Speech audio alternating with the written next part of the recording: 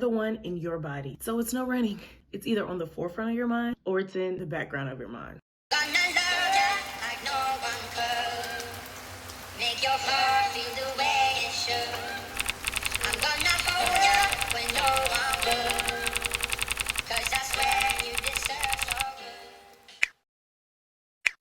This was always a problem for me. I never really loved myself. It was hard for me to define value. For people who don't understand, I'm going to try to make you overstand. People constantly suggest stop eating, work out, stop being lazy. However, what they fail to realize is many factors can contribute to excess weight gain, including behavior, genetics, stress, sleep, environment, in your belief systems. The suggestions is just like beating a dead horse, but I like horsies, so I don't really like that phrase. But I'm here to encourage you, babe, and myself. I get so caught up in the now, the pain, the sorrow, the hurt, and I lose sight of potential, the possibilities, the strength, and the hope. Hey beauty Barbies and babes, welcome to my channel, and here we believe in community, uplifting, growing, and learning. Firstly, happy Black History Month, and we're gonna go ahead and pull up the quote by our most famous Black poet, Maya Angelou. You get, you should give, and if you learn, you should teach. Honey, today I'm talking about the fat girl epidemic. It's a whole movement, it's a whole vibe, and it is a whole struggle. It is real, and it's stuff that so many people go through, and some people embrace, and some people actually suffer and have these issues. So I'm gonna talk about my fat girl journey, my push through, how I overcame it, how I fell back off. So sit back, because this is going to be a long one. I always thought, why is this my problem? She's so thin, what's wrong with me? I literally never asked to be here. But according to metaphysics, the Torah, and many stories with people experiencing near-death experiences, we did in fact ask to be here. That's still something I'm trying to figure out. So I hear what they're saying and their theories, but I need the answer for myself. But anyways, here's my story. From such a young age, I just had this pudge. Told by folks I was big boned. I had the nickname Porky, and it had like a little twang to it. So it was like Porky or something like that. Ugh, I hated it. Oh yeah, and not to mention my ex-boyfriend told me, you're not even fat, you just got a gut. I was the biggest student in my classes, plus size in elementary. I think I was 150 in the 5th grade, when that's an entire adult weight. I was bigger than other girls, just developing fast. My mom got labs done to see what was wrong or abnormality in my growth. And we were trying to see what the issue was, but it was non-conclusive. Though I was bigger for my age, I was still a diva because my grandma raised me to strut what I got. I always have jewelry, always have a purse, look nice. Honey, if you got it, show it off. My cousins, families, friends, they were all thin. And I thought genuinely something was wrong with me. Why do I look like this? And why do they look like that? As a kid, you're supposed to just be a kid. Just worry about laughter, having fun, and try not to get in trouble by your parents. So I suppressed these feelings and I tried to enjoy life. But can I ever really? School parties, everybody was being kids, but I was over here worried about what I was consuming and how it would impact my waistline. Fact from the CDC is 1 in 5 children are obese. That's 14.7 million children, and numbers have grown since 1970s. This leaves the millennial generation, anyone born from 1981 to 1996, to reap the beauty. Weight affects your mood, increase to contract diseases, higher risk for health issues, it impacts friendships, and not to mention relationships. Who signs up for this? So many jokes I've heard rattle in the back of my mind. Humpty Dumpty broke the wall. You need to slide back from the table. Ain't nothing wrong, she just need to slide back from the table. I lied to you not. One time I was in the hair salon. I couldn't be more than 15, 16. And this lady looks over at me. We're in the dryer. And she's like, how many months are you? And I just looked at my mom like, is she serious? And my mom told me not to pay her no mind. But this infuriated me. I'm 15, 16. Like, is my pudge that bad that you really came out of your mouth and asked that? I literally wanted to make a scene. And this is how I felt. I used to cut my stomach with scissors and knives when I was younger, just trying to make it go away. How do I get rid of this? And people can say and ask, well, why wasn't she into sports? Where did I get self-esteem from? I'm already big, so I want to perform and run and be productive in front of other kids just to jiggle more and have everyone laugh at me. But luckily, my dad was a runner, so I was in track. And look at me. Aren't I the cutest, tiniest thing ever? I was in swim and dive too. I was the biggest one on that team. I was in hip hop dance classes too, winning countless first place trophies from the best dance teacher, Miss Tamika. Did I get smaller? No bueno. I was just as active as every other kid, and I ate the same things that they ate. But my question was, should I have these problems at this age? And should I consume things differently because of my genetics at this age? Oh yeah, right. Because we asked to be here. It got to a point where I would post on social media and I would caption it, I'm big, but I'm still beautiful. And my aunt noticed and she told me, you have to stop talking about yourself like that. I knew this was true. I was beating myself up constantly, not loving myself, but hating myself. I hate you! I hate me! I hate everybody! Just feeding myself negative thoughts. Or I would edit my pictures and it looked seamless. It was toxic, bad for my self-esteem. But they do it in magazines and they do it on billboards. What happens when you're hard on yourself? You're hard on other people, and then it just repeats to you being back hard on yourself. So the cycle was ongoing. And it's so true how you have to pour into yourself first. My mom put me in programs like Delta Gym, summer camp called Girls World, so that I can be with other females to keep me uplifted. I enjoyed the programs a lot. It helped me to stop emphasizing so much on my image, but instead on community and soft skills, progression, and a future. I went to prom in high school. Though I looked very beautiful, I still felt huge. And I wanted to be smaller. In middle school and high school, I received so many awards for my academics, for my personality. I got awarded most memorable. Who does that? I had honors classes and everybody else could see my beauty, but I couldn't see it. Started working at 16. I got accepted into college. I went to community college before I went to university. I graduated high school at 17. All of these accomplishments, but I still didn't feel immaculate. Like something was missing. I just thought to myself, what is life? Like, what does this mean? What is all of this? I'm accomplishing all of these great things and still there's no intense feeling behind it. Like, yes, I'm that girl, I'm her. So I just accept myself as the big girl. And that's the way my life is gonna be. If you notice, there's so much cute clothing at smaller sizes, but when you get to the bigger sizes, they're black. The patterns start to fade. Patterns become overly basic. The prices become more. And you don't look seamless in pictures. You just look like a big glob. This is just me personally and how I feel. Like, where's that silhouette? That natural feminine essence? That sass? That magnetic charm? It wasn't there. I didn't feel it. I soon naturally acquired it, but I had to grow into it. Fast forward, now I'm in college. Smile is so bright. Personality is so big, but I felt even bigger. But college was a time for a new and fresh start. So I made a fitness Instagram and I started vlogging on there. I started calorie counting, logging it into my fitness pal. Usually people gain 15 pounds. They call it the freshman 15, but I lost 15 pounds.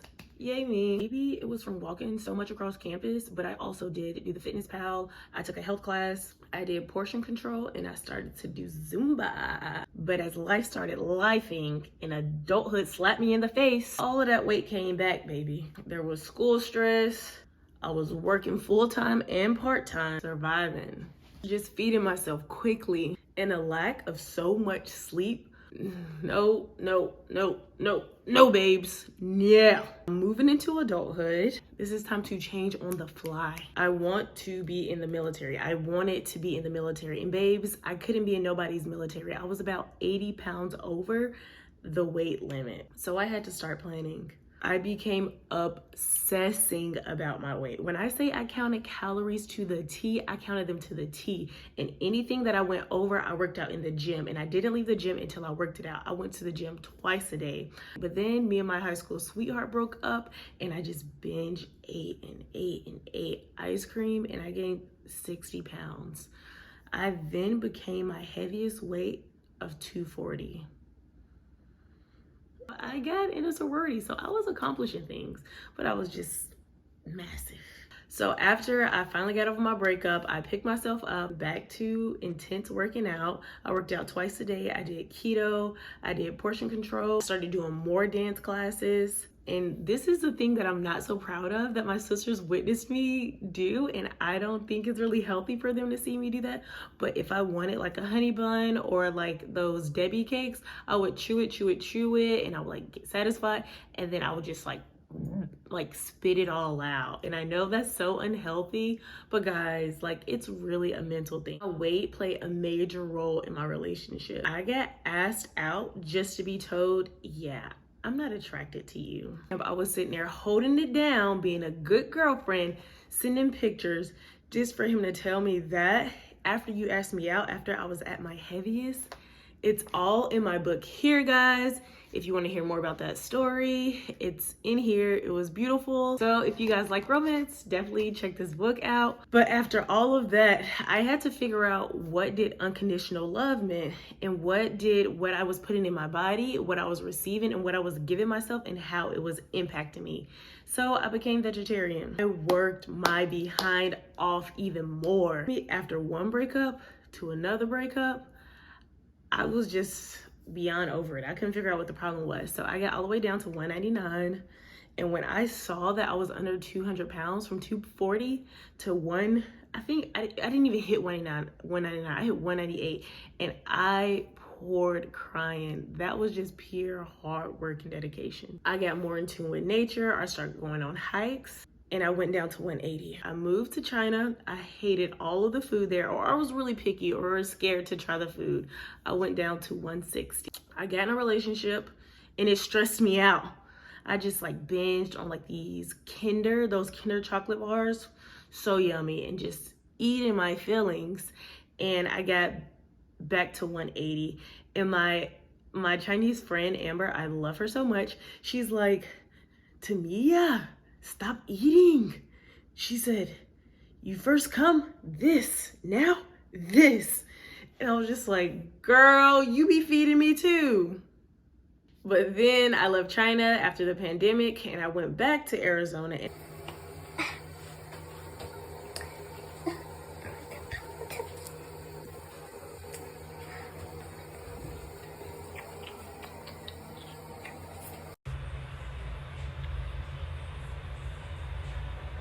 And I started riding my bike to work. And in Arizona, honey, in the summer, it's like 98 to 114 degrees. So I was just sweating, losing weight. I started getting more creative with what I put on my plate. I started putting beautiful things on my plate so that the beauty could go back inside of me. And I just went down more in my weight. I was ready for the military. I initially wanted to be in a pageant to prove myself, to prove to everyone that I had value. I had a voice, I had a story, and I wanted to share it, but I didn't have the self-esteem, time, or resources. By the time I was thinner and happy, I was too old. Guys, what is life? What is life? So I let the pageantry go, and I started to focus on the military. I did push-ups more. I started training with my dad, doing sprints, and I got down to an immaculate 155. But it's so crazy because I've been chunky all of my life for 24 years, and even at 155, I still thought I was huge. I'm like, I'm not gonna make it. But look at me, I was so freaking tiny. Feeling a little confident because I've been losing so much weight. I feel so paper thin. My like clothes are falling off. So I want to show you my flabby Thingy I hate. Okay, so it looks like it's kind of hardening, but it's still super big. And it's a lot to me, but it was worse before. It's just like having the fat girl mentality. Like I still had it, but I kept pushing forward because I was dedicated to get into the military. To the military I go, signed, sealed, and delivered, mission accomplished, and I was feeling good, feeling at the height of my being, feeling lovely, divine, forward moving, and I was just amped to do anything because I knew I could do it. Y'all, 3 months later, in the service, after I accomplished my goal, I broke my ankle. And the weight just crept back in. I was on bed rest, and then I had to slowly put pressure on my ankle. So what was I doing? I was eating. I was stressed out. I was hurting. I was sleeping. I wasn't doing anything. I couldn't even walk. And then when I could walk, I had to walk with one crutch, and then I had to slowly walk, and then I would be in pain. It was too much. I'm just like, I accomplished the goal of joining the military. I'm here, I did it. So what's the point of trying anymore? I really felt hopeless. And depression hit so hard. Like, I'm gonna show you I gained so much weight. So today is currently March the 16th. So I'm just gonna show you what we're working with, okay? Ooh. These is so tight. It's not even burning. Like, when I say struggling, I mean struggling. Ooh, pinch that. I think I probably gained like 25 pounds. I was out for 3 months. Okay. Boom, boom, boom. So, this is me. Okay. I'm looking so raggedy, feeling crazy. I got this on the side of my lip and on my chin. And then at work, broken nail, looking raggedy, feeling like crap. So I'm just going to treat myself to some food, which I really don't need, but that's my outlet now while I revamp and plan out my life. So let's see how this goes because I'm not feeling it. And we're gonna have to make it do what it do. My journey. So I have to make the best out of it. I really feel like crap. Luckily, I don't have to take the PRT, which is our fitness test. And luckily, I don't have to weigh it because I know I'm overweight. So I just need to figure out how I can get this together before the next cycle. And yeah, just feeling down about myself, knowing that I gained weight. Y'all, I do not like being chunky. Like, I prefer being small, petite, smaller, because not only are you bigger, but now you're spending more money on bigger clothing, on more clothing, or either spending tons and tons of money on food, and that gets to your pockets. So kudos to all my thick girls, big girls, but I don't want it no more. I don't want it no more. You can have it. Thank you. I wasn't working out. I wasn't eating right. Living in itself was too much.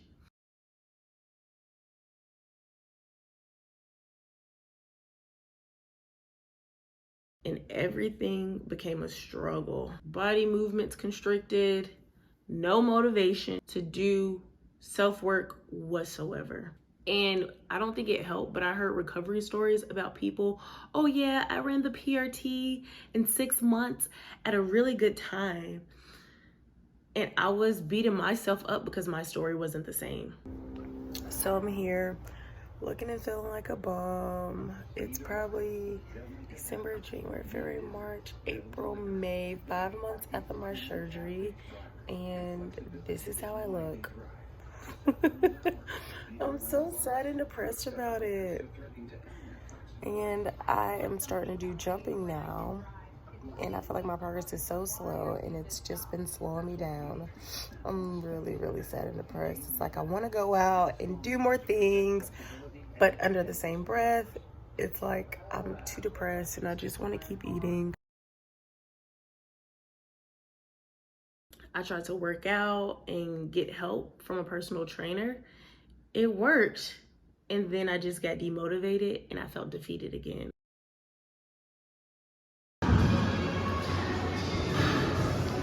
Look at that perfect split squat.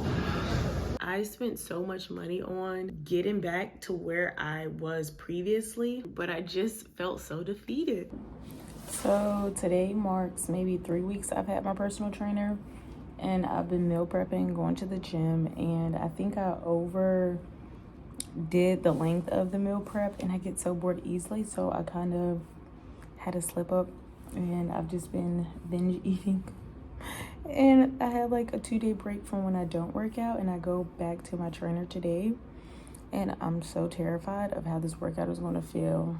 And I already told her that like I had a weak moment, but I know that I have a test coming up soon, and I'm just still not liking my body, but the food, I just emotional eat. So I'm just keeping you guys updated, and even like people have said they've seen results and have been noticing my physique change, but I shouldn't have did what I did. And I'm coming here and being honest with how the journey really goes. So I just hope I have some good progress. And my family didn't help. They would tell me, you gained weight. You spreading back there, ain't you? You know what you're supposed to be doing. As if I'm not trying, as if I don't know this. Most of the goals in my life I've accomplished, if darn near not all of them. Though family is family, and I understand that, it still hurts so much. So boom, guys, today is currently Juneteenth, and I was like, let me just go for a walk. This is a really good place to go walking. It's like a little island, and it's super calming, healthy, like stress-free. Like my ankle/foot is hurting a little bit, but I need to push through it. And if I could just do this like every day, or at least 3 to 4 times a week, I think I'll be all right. Plus eating right. But you know what I'm saying. That's gonna take a little time. Anyways, so yeah, I'm here walking. Happy Juneteenth. This is such a lovely view. I love it here. And it's right nearby my aunt's place, so nice trail, beautiful scenery. Sometimes you get to watch the airplanes fly over this water. So yeah, wish me luck, guys. Wish me luck. It took me years to get to 155. It took me years, motivation, dedication to get into the service. From a goal that I had in college to a manifestation at the age 25. How could I know my worth? How could I know my value? Going on and on in this cycle of motivation. Getting my walk. Defeat, depression, motivation, surrender, giving up, to feeling optimistic again. I lose weight, gain back, lose it, and then regain more on top of what I just lost. Stressing out about work, the way I look. Good morning. I worked out last night, and the whole time I'm working out, like on the treadmill, I'm thinking, like, for the past 2, 3, 4, 5, 6, 7 months, I've been using food as like an escape, and abusing food, abusing myself, not being sweet, not being kind, gentle. And when I get frustrated, I'm just like, I want to eat. Like I was working out yesterday, and I was like, I want to eat. And then that's when it clicked, and I realized I've been using food as abuse. I've been using it. So I meal prepped last night. This morning I'm eating an egg omelet. My trainer has me on this meal prep, and I have veggies, which is great. So hopefully I can learn to not abuse food. And take my time like I once did. But yeah, I really needed a trainer, because I was like, I can't do this by myself because I have too much self-doubt. So I'm thankful to God for that. trying to maintain calm in front of everybody else, laugh to keep from crying, moving from place to place and still producing, publishing my book, putting out content. Food was my only happiness. Binge eating, stress eating, emotional eating. Oh, and I started drinking almost every night. Negative thoughts just filtered in my head. I just need to slide back from the table. I went to A school. I put forth the effort. Still felt so embarrassed because this isn't who I came in as. Like, this is not who I was prepared to be here at this stage in my life. I felt ashamed. I felt worthless, feeling so self-conscious about my effort not showing. Me showing up for myself. But these people around me don't know that. They don't know my story. They don't know what I'm going through. While I'm still so active, I'm just gaining more and more. It wasn't dropping and it wasn't going anywhere. So now I think something is wrong with me medically, right? According to Stripes, 68% of service members are overweight based on BMI. I feel like more should be done if it's a problem starting out so young. Being overweight impacts deployment, self-esteem, confidence, mental health, and psychological health. Now, fast forward more, currently and presently, now I'm at a new command, pleading and asking my doctors for help. I've had to buy all new uniforms. Guys, do you know how many uniforms the military has? We have NSUs, our service uniform. We have NDUBs, the Army Fatigue. We have dress whites, dress blues. Those dress uniforms are at least $200. So I'm spending so much money. And babes, I'm not even buying the jackets. I'm just gonna have to be cold. I even missed a chance to go up for Sailor of the Quarter because I couldn't even fit into my service uniform. How freaking embarrassing, bro. How embarrassing. I spent money on colon cleanses, body wraps, fajas. I had 2 gym memberships. I had one for Planet Fitness because of the time schedule. They were more open and flexible. If I didn't feel like going right after work, I had time to go late. They had a more flexible schedule. I had one at the YMCA because they had a sauna, babe. We got to sweat it out. And I had a gym at my apartment complex. I spent money on gym memberships, face trainers, personal trainers. I gave her about $1,600, not including all of the foods that I needed to make. Food scales that I need to buy, meal prepping, weight loss supplements. I even tried to get set up with Military One Source for counseling, and it was just the runaround. 71% of young service members are ineligible for service because of their weight. This literally was me. It is me. At this point in my journey, I honestly want some type of surgery, but I also know that I want to be a leader to young women. And how can I be a leader if I'm not in the thick of it? If I don't have my own testimony? Nobody knows how you feel about what you're going through, and my story doesn't have to make sense to anybody. I'm in this body, and I know what's going on with me. So I have to stop judging myself to believe that other people aren't judging me. Sometimes I feel like I'm as big as a warehouse or a whale. And it's funny, but just imagine encompassing so much space and mass. Like, I just want to shrink, disappear. I'm about to disappear up in here, I'm so hungry. And when people say something about my size or make any comment on my appearance, tell me I'm getting bigger, it literally hurts me to the point I don't think they could imagine, because it's deeper than what meets the eye. And it's personal, and it's something I've dealt with for so long. So I'm like smiling in this video because the realizations that I have now doesn't compare to the journey. For me, the best thing that people can do to support is give words of affirmations. Are you good? Do you want to talk? What do you need from me? Talk to me. How are you? It's just simple, the simplest things. But I am going to be a women's mentor, a young women's mentor. So I have to get it together to uplift, to be there for those young girls who are where I was. Yeah, that makes sense.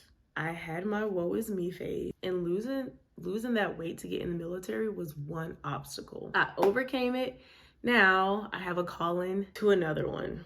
Ashton Easton says, if you have done something once, you can do it again or even better. The beauty is the pursuit of the limit, not the limit itself. Look at her slay. It's the beauty measured in the overcoming, in the tranquility of hopes and thoughts growing more and more. At this age 27, I've learned that value is determined by how did you overcome what you've been through? What did you learn? And what are you willing to give back selflessly? Now we slay, we keep pushing. It's someone, somewhere wanting to be exactly where you are. Value is measured in the soul, the dedication, the impact, the hope, the faith, the creed. So don't forget you're beautiful, you're handsome, you're worthy, and important. Guys, that is all for me in my story, in my journey. So if you would like to support me in my endeavor in any way you can, and if you love my content, please do me a big favor and you can like, share, comment, tell me about your story, and you can also go in the description box and you can purchase my book. That would mean the world to me. And if you don't like love stories, you can give it to someone else who you know is big on lover, romance, and who loves a good love story. Guys, I'd really appreciate it. Bye for now. And don't say you didn't learn nothing from me.